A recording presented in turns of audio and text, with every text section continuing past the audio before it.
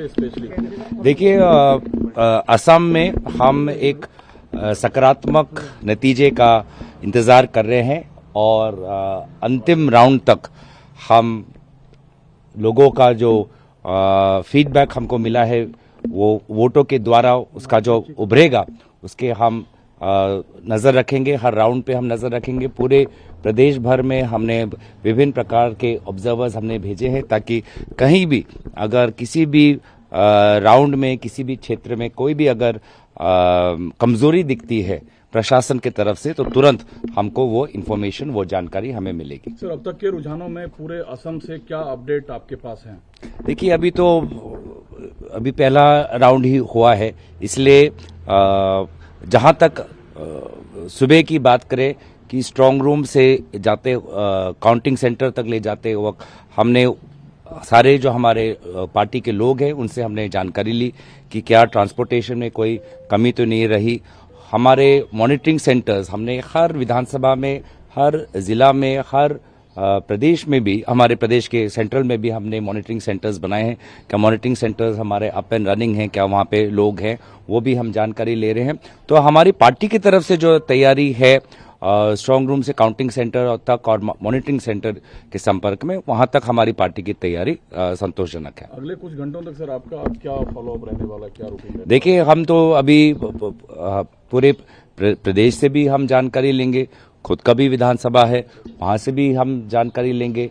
कहीं अगर कोई कंप्लेंट आई है किसी कैंडिडेट के द्वारा या किसी विधानसभा में तो उस पर भी हमारे केंद्र में जो बैठे हुए हमारी टीम है, जो एआईसीसी की भी टीम है, वहां से भी वो तुरंत इलेक्शन कमीशन के साथ संपर्क में रहे। इस प्रकार के पूरे दिन तक हमारा ये तैयारी रहेगी। एआईसीसी ने कई जगह कंप्लेंट्स करी, इलेक्शन कमीशन में कोऑपरेट नहीं कर रहा है, क्या यहाँ कोई ऐसी कंप्लेंट आप लोग को अभी तक? हाँ, हमने चुनाव के समय में भी हमने किया था। हमने जब चुनाव के हो जाने के बाद, मतदान होने के बाद हमारे जो टीम्स हमने बनाए थे कि जो हर जिलों में जाकर जो स्टोरेज रूम है वहां पर किस प्रकार से ईवीएम बॉक्सेस रखे गए हैं, किस प्रकार से अनयूज्ड ईवीएम मशीन्स रखे गए हैं।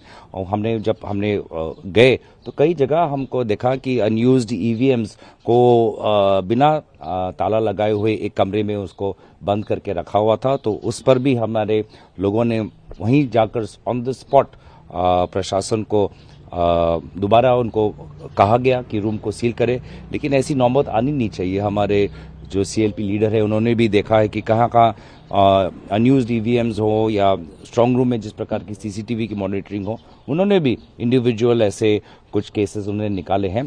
तो कैंपेन से लेके वोटिंग तक, वोटिंग से लेके स्टोरेज रूम में रखे गए ईवीएम्स तक कहीं कहीं जगह प्रशासन के रूप में कहीं तो हमने ढील देखी है। But you are satisfied with what is happening today, the process of election commission? Well, today right now we are in terms of the counting we are only at round 1, but overall if you've seen the election commission, I mean you can clearly see that our candidates were assaulted and yet the election commission took no action.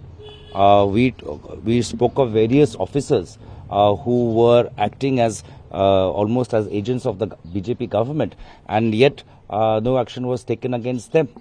So when you have this kind of environment, I think that does not look good upon the election commission, and that is why the reputation of the election commission is where it is today. Sir, what distinguishes your connect with Jorhat voters than your opponent? As we have seen that you and Hitendranath Goswami both are from Jorhat. So ऐसा क्या difference है कि लोग आपको vote करेंगे और उनको नहीं? ऐसा क्या इश्यूज है? देखिए, आपका एज रहेगा? अब तो देखिए, वोट मांगने का समय तो खत्म हो गया है। अब तो लोगों ने वोट दे दिया है, अभी काउंटिंग चल रहा है। So we are just looking at round by round what are the results of the different wards of Jorhat town, what is round by round, what is the feedback that we are getting from the rural areas of Jorhat, and that will give us an indication of how and why people have voted.